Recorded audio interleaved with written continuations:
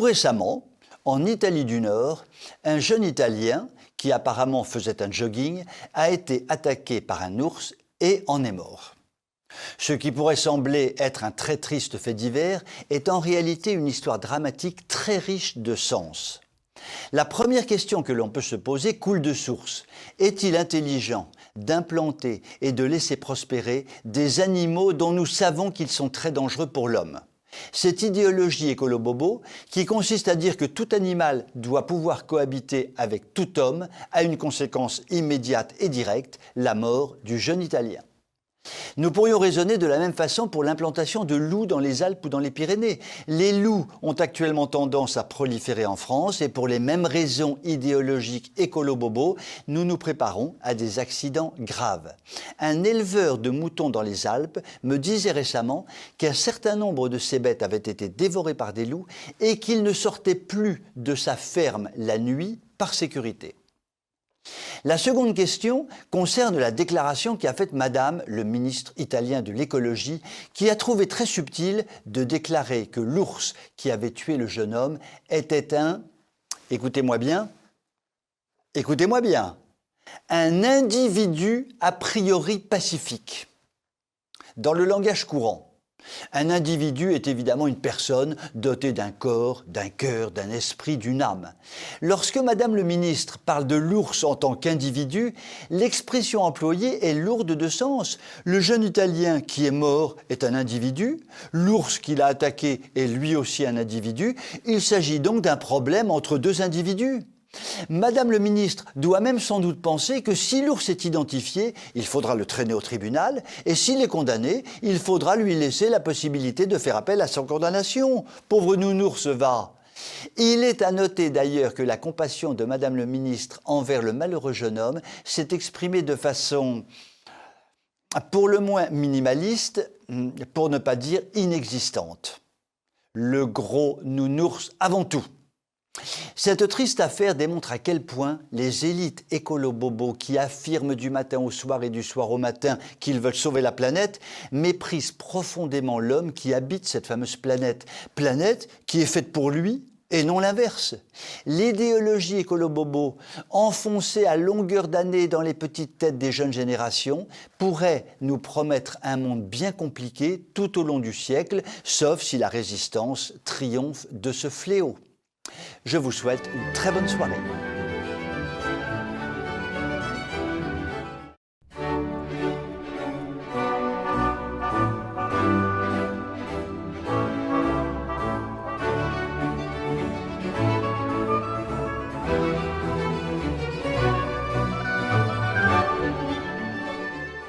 Un dialogue tout à fait étrange s'est tenu sur Sud Radio, qui n'est pas la pire des radios, loin s'en faut, car l'un de ses animateurs vedettes, le célèbre Berkoff, ne mâche pas ses mots et a tendance à dire les choses comme elles sont.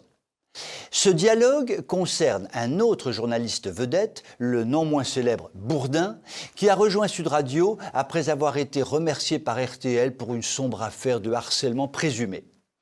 Le fameux dialogue dont je vais vous parler se passe entre le fameux Bourdin et ses invités du jour. V'là-t-il pas que tout soudain, Bourdin se met à critiquer devant ses invités son collègue Berkoff, évidemment absent du plateau ce jour-là. Le procédé est pour le moins surprenant, pour ne pas dire affligeant, pour ne pas dire assez infâme. Mais le pire est à venir. En effet, Bourdin déclare reprocher à son collègue Berkoff de ne donner qu'un son de cloche à ses affirmations et voudrait donc que son collègue Berkoff donne assez systématiquement la parole à des gens qui ont des positions contraires aux siennes. Jusque-là, pourquoi pas, une opposition constructive peut éventuellement faire réfléchir. Mais là où tout se gâte, là où Bourdin dérape grave, je veux dire, là où Bourdin m'interpelle juste quelque part, c'est quand il prononce une phrase qui fait froid dans le dos, même si le dos est couvert d'un thermolactyle de chez Damar. Et cette phrase est la suivante. Lorsque Berkoff énonce une vérité, il faudrait qu'un contradicteur puisse le contredire en disant lui aussi la vérité. Là, j'ai enfilé 4 thermolactyles de chez Damar pour me réchauffer mon petit dos glacé. Car pour Bourdin, la vérité et l'opposition à cette vérité constituent la vérité. Il n'y a donc plus aucune vérité. Nous baignons alors dans le relativisme le plus complet, nous pataugeons fébrilement dans le macronisme le plus total, à savoir dans le célébrissime en même temps. Et tout devient alors très simple, puisque chacun peut affirmer sans sourciller « il pleut, mais tout est sec », l'inflation explose, mais les prix restent stables. L'immigration sauvage submerge la France, mais elle est complètement maîtrisée. L'insécurité est partout, mais l'on est partout en sécurité, etc. Bourdin est donc parfaitement représentatif du système politico-médiatique actuel, dont l'idéologie galopante consiste à dire tout et le contraire de tout, afin tout simplement d'abêtir le plus possible une population qu'il importe de manipuler le mieux possible. Le malheureux Berkoff n'en demandait sans doute pas tant, et nous comptons sur lui pour qu'il explique à son nouveau collègue Bourdin que la vérité avec un grand V existe bel et bien, et qu'il est important que cette vérité avec un grand V soit dite avec ou sans contradicteur. Je vous souhaite une très bonne soirée.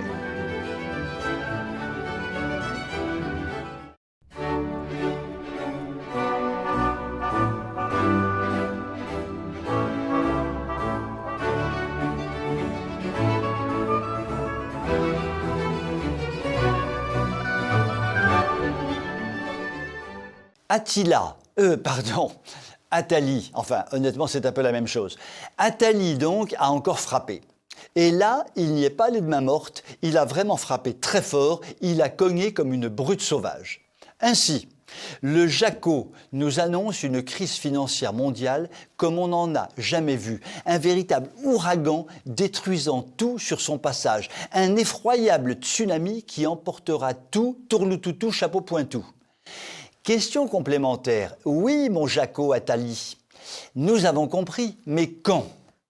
Bientôt qu'il a causé le Jaco, et sans doute pendant un mois d'août, pendant que la population française se bronze sur la plage avec ou sans string, c'est selon. Grattons-nous la tête et reportons-nous quelques dizaines d'années en arrière lorsque le Jaco triomphant était le pote à la compote de François Mitterrand, puis de tous les hommes politiques de gauche ou de droite, de tous les économistes de gauche ou de droite, de tous les grands patrons qui se fichent de la gauche comme de la droite, etc.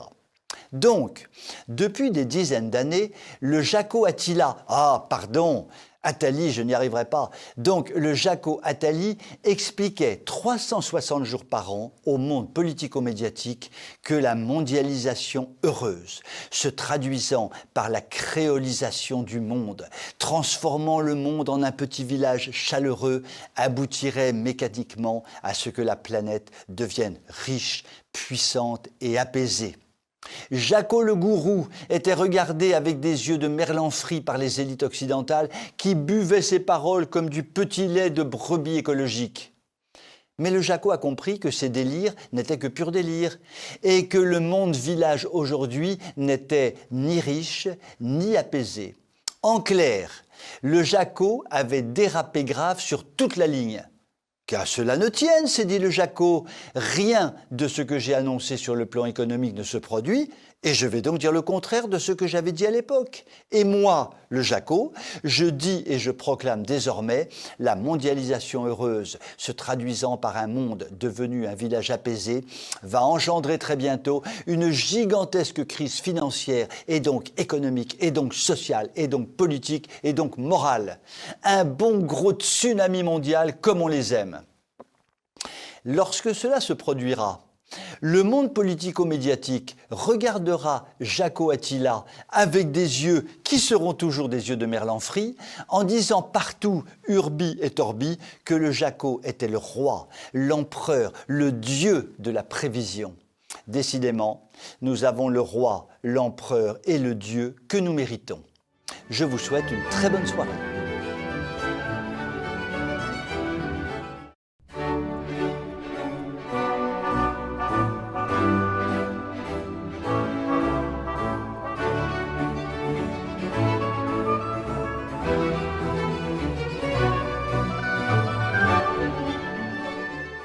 Concernant l'islam, la question récurrente que se pose un nombre considérable de philosophes, d'intellectuels, de théologiens, et cela depuis XIV siècle, est très simple. L'islam est-il compatible avec les valeurs défendues d'abord par le monde chrétien jusqu'à la fin du XVIIIe siècle, puis par le monde que j'appellerais républicain pour faire simple, depuis le début du XIXe siècle? La meilleure réponse est donnée par les promoteurs de l'islam, qu'ils soient religieux ou laïcs. À l'évidence, et sauf à être un négationniste primaire, l'immense majorité des philosophes, des intellectuels ou des théologiens islamiques le disent et l'écrivent depuis des siècles, l'islam est absolument incompatible avec les valeurs du monde chrétien ou du monde républicain. Cela pour une raison unique, le Coran oblige tout musulman à refuser cette compatibilité et à participer personnellement à l'éradication de tout ce qui n'est pas musulman. Dans de quelles conditions? Quand les philosophes, intellectuels ou théologiens non musulmans indiquent qu'il y a compatibilité évidente entre l'islam et ce que j'appelle synthétiquement les valeurs occidentales, soit ils ignorent tout de la religion musulmane, soit ils mentent effrontément en développant une argumentation fondée sur l'idéologie et non sur la réalité. Dans ces deux cas de figure, ils s'autoproclament philosophes intellectuels et théologiens, mais n'ont aucune des qualités des vrais philosophes intellectuels ou théologiens. À cet égard, je voudrais vous raconter une petite anecdote concernant Zorabitan. Aujourd'hui journaliste sur RTL, hier ex-porte-parole de feu Manuel Valls, notre ex-premier ministre de pacotille. Et donc, elle fait des chroniques quotidiennes sur RTL. Il y a une quinzaine d'années, j'avais organisé à Paris une conférence au cours de laquelle Zorabitan parlait de l'immigration et du drame français d'une immigration totalement incontrôlée qui menaçait gravement le pays. Et elle y allait gaiement. Nous faisions tout pour succomber sur l'immigration incontrôlée. Elle évoquait notamment la haine recuite envers la France, éprouvée par un nombre important d'immigrés, pourtant apparemment assimilés. Je me souviens très bien d'une question de la salle. Madame Bitan, ces immigrés qui haïssent la France, combien sont-ils? 10 000? 20 000? Zorabitan avait répondu froidement, ils sont des centaines de milliers, peut-être plus, qu'ils soient intégrés ou non, et rêvent d'en découdre le plus vite possible avec les Français de souche. Or, tout récemment, sur le plateau de RTL, Zorabitan expliquait que le problème de l'immigration ne concernait en fait que peu d'immigrés, qu'il s'agissait simplement d'intégrer. Alors qu'en 15 ans, le drame d'une immigration incontrôlée s'est considérablement aggravé. Zorabitan rétropédale complètement en indiquant que cette immigration ne pose problème qu'à la marge. Ainsi, la journaliste se classe résolument dans la catégorie des intellectuels capables de proclamer une évidence il y a 15 ans et de dire le contraire de cette évidence aujourd'hui, cela pour des raisons purement idéologiques. Décidément, les socialistes ne sont pas très fiables. Je vous souhaite une très bonne soirée.